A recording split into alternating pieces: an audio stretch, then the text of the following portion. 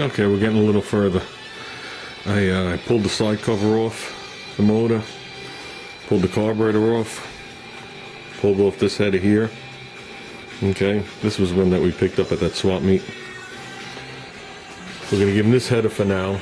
I am going to step up the pipe one size. But this header here, right off the bat, is 90 thousandths bigger.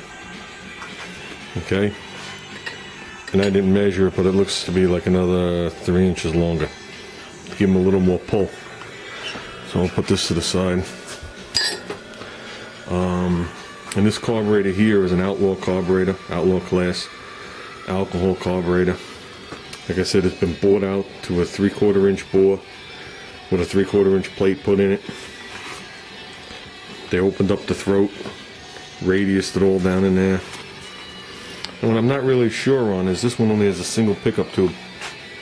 The other pickup tube has been sealed off. Not really sure the advantage of that. So, like I said, this carburetor I've never seen work, so we're crossing our fingers on this one. If not, over here I got the other carburetor. This was the one you saw work. This is a Griffin.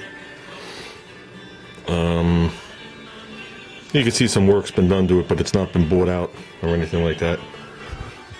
So, actually, these tubes are epoxied in. So I cleaned off the epoxy and re-epoxied it. I want to make sure it stays in there.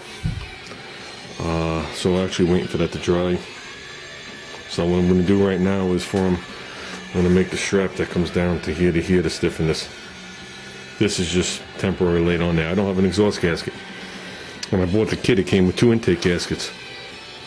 So, and that was another thing. Every carburetor I've seen so far, the base where it mounts to the block has always been warped. It's been pulled down in the corners. So I machined this one flush right off the bat. And that's it. Let me get that strap made. I guess I'm going to have to go buy an exhaust gasket. Which I don't even know if I'm going to go buy an exhaust gasket. I might leave it off. Because I'm going to pull this header back off. And step it up. Similar to what I did with mine. Except with his won't be as long. Oops, I can't even get it in the frame.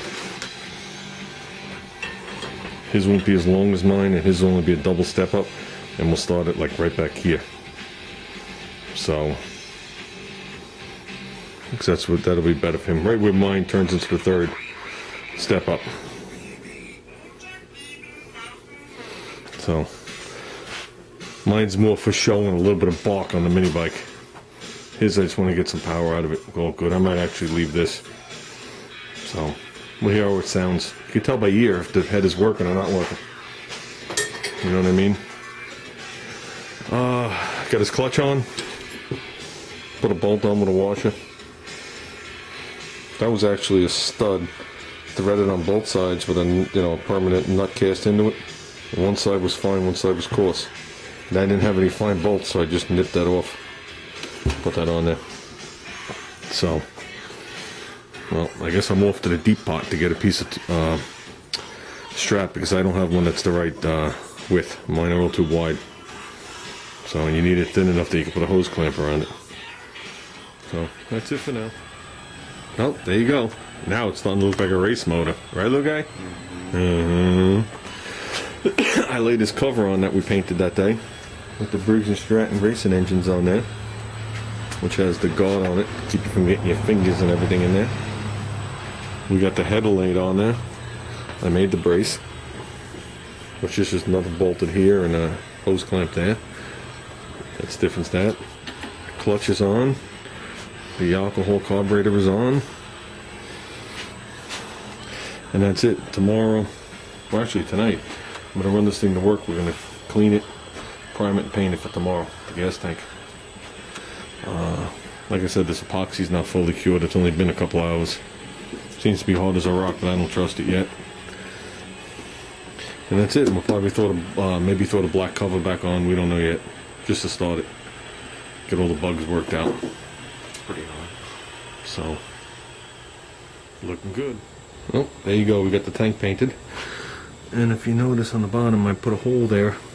I bought one of the drain plug kits for transmission. So it's a permanent nut and bolt with like a Teflon washer, and I can pull a drain plug out. Where it is? A good question. Oh,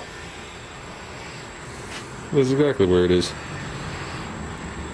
This stays on the outside. This stays on the outside. This goes on the inside. You tighten it, and you can just pull the plug out to drain the fuel. I want to see if I can get the petcock with the flip lever. So this way I can get the alcohol out of this thing and put some gas in here when I'm done with it. We used to, close off the jet and run it on WD-40.